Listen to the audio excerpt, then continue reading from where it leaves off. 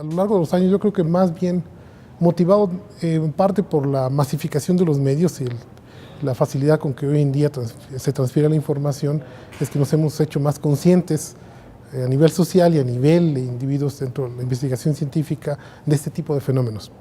Entonces, una vez que uno se interesa en esto, lo primero que uno puede hacer siempre es ir a los medios y saber qué está opinando la comunidad y descubrir, que es mi caso, que esta preocupación no es particularmente individual, sino que ahora a nivel mundial las academias, las agencias de financiamiento se han estado preocupando un poco sobre el tema y tratando de delinear claramente cuáles deberían de ser en principio los códigos de conducta en el ejercicio de la profesión cuando se habla de la actividad científica. La razón fundamental detrás de esto, por supuesto, es que la ciencia tiene un impacto social tarde o temprano, independientemente de si lo que hacemos es la ciencia básica o la ciencia aplicada, o las ciencias sociales o alguna otra rama de la investigación, tarde o temprano va a tener un impacto sobre la sociedad. Ha sido el resultado de nuestra historia, toda la actividad científica siempre ha terminado transformando nuestro entorno, transformando nuestra vida y afortunadamente siempre su propia naturaleza de autorregulación ha permitido que los casos de fraude científico, los casos de comportamientos inadecuados en términos de cómo se realiza la investigación, pues hayan sido superados y hayan sido básicamente el posible daño controlado. Sin embargo, es una preocupación permanente. La comunidad internacional es algo en lo que está poniendo mucha atención. Cada área de investigación tiene códigos propios. Las revistas que publican tienen códigos propios sobre el contenido de los artículos, en la forma en que se llega a los resultados, en que estos se presentan, etcétera, que son parte de la actividad cotidiana de un investigador. Y cada área en particular se preocupa por aspectos específicos de su trabajo, pero la preocupación no va en particular en esta dirección, sino en tratar de concebir a toda la actividad científica como una contribución al conocimiento humano y tratar de acotar claramente cuáles son los tipos de conductas que pueden dañar el que este conocimiento sea producido de la manera más adecuada posible. En realidad es la preocupación que está detrás de la construcción de los códigos de conducta. Las agencias europeas, por ejemplo, ya han llegado a tener un acuerdo a nivel internacional. Todas las agencias que pertenecen a la Unión Europea han firmado un convenio, un acuerdo global en el cual establecen una serie de lineamientos que constituyen el código de conducta que debe proteger a la integridad científica. Esta organización llamada ALEA, que es esta asociación de todas las academias científicas europeas, ya tiene un código definido desde hace un par de años más o menos, en donde se establecen los lineamientos generales. Es muy difícil cuando uno habla de la ética en cualquier ambiente decir concretamente o dar una lista de qué cosa está bien y qué cosa está mal. Lo que se puede dar son lineamientos generales de lo que uno esperaría del ejercicio de la profesión. Y es lo que en realidad se ha hecho, o sea, simplemente delinear cuáles son las conductas apropiadas, lo que uno esperaría que un investigador haga cuando realiza su investigación, cuando la transfiere, cuando educa a las siguientes generaciones de investigadores. Y en este contexto, por supuesto, se identifican algunas conductas contrarias que no pueden ser las más generales, pero que al menos ejemplifican los casos que pueden dañar a la ciencia y a la búsqueda de conocimiento, que es al final de cuentas su objetivo. Curiosamente, Latinoamérica carece de este tipo de estructuras. Algunas instituciones, la UNAM tiene, por ejemplo, un código de ética para las áreas biológicas.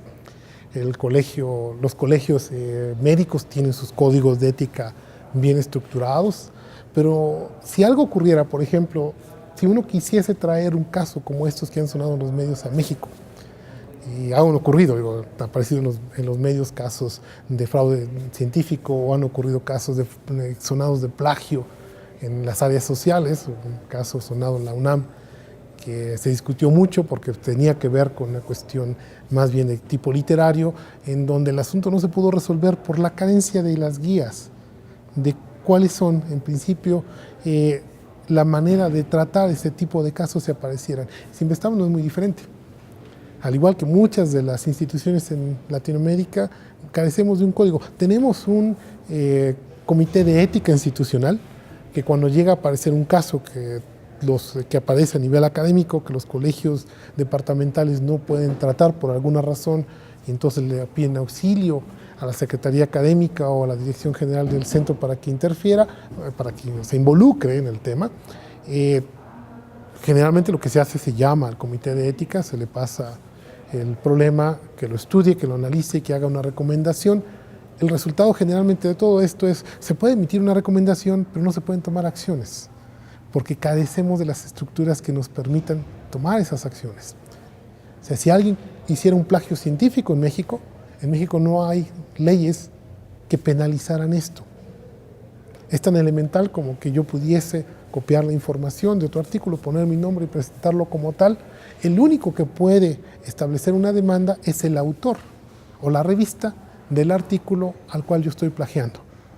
La institución no puede actuar porque no es su producto, es producto de alguien más. Sería una violación al copyright, los derechos de autor, y no una violación a los principios éticos de la actividad científica. Entonces, ¿qué es lo que nos está faltando? Nos está faltando precisamente que eso esté por escrito, que todos los miembros del centro como tales nos comprometamos a cumplir con este código que es el sentido común de la actividad que realizamos.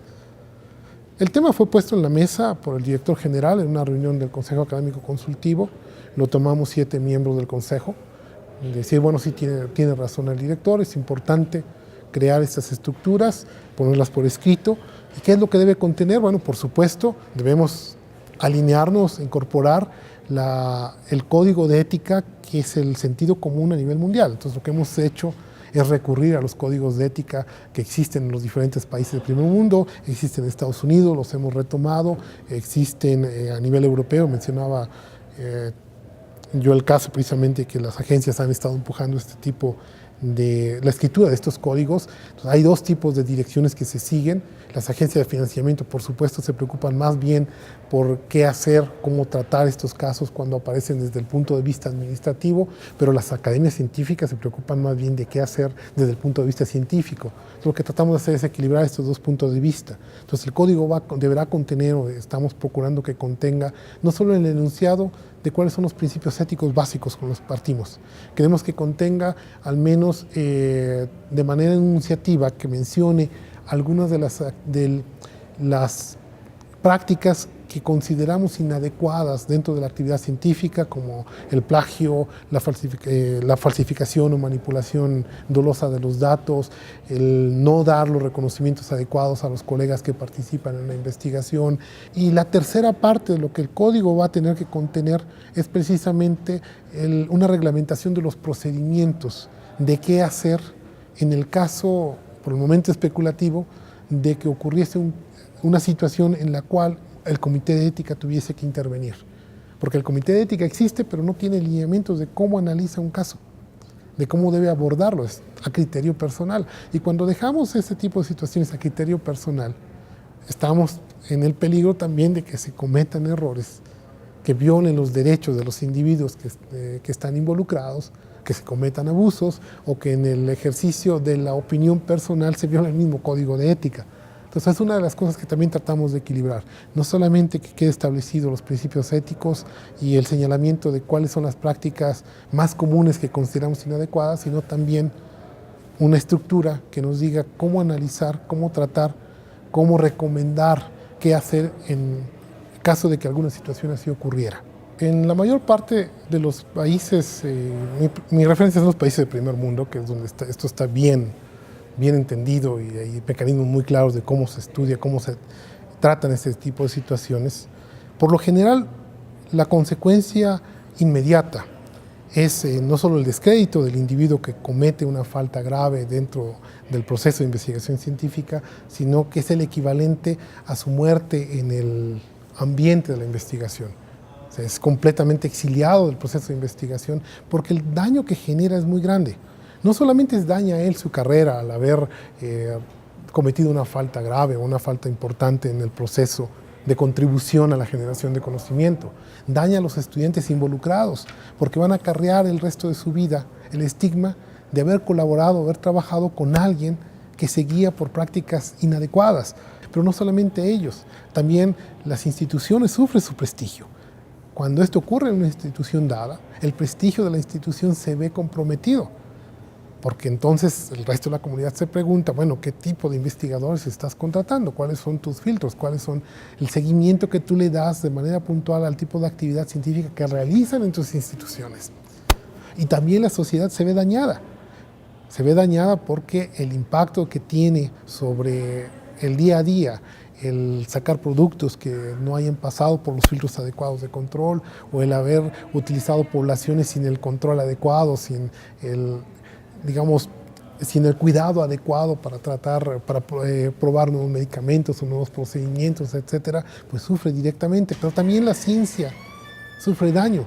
El crédito que la gente le da a la ciencia es algo que también se ve involucrado. Cuando este tipo de prácticas aparecen, cuando son popularizadas, como en el caso de estos casos en que los medios se involucran y los hacen conocimiento a todo el mundo, lo cual, por supuesto, es lo correcto por hacer, la ciencia se ve dañada, su prestigio se ve dañado, porque entonces se genera la duda razonable de si no estará ocurriendo este tipo de fenómenos en otras actividades.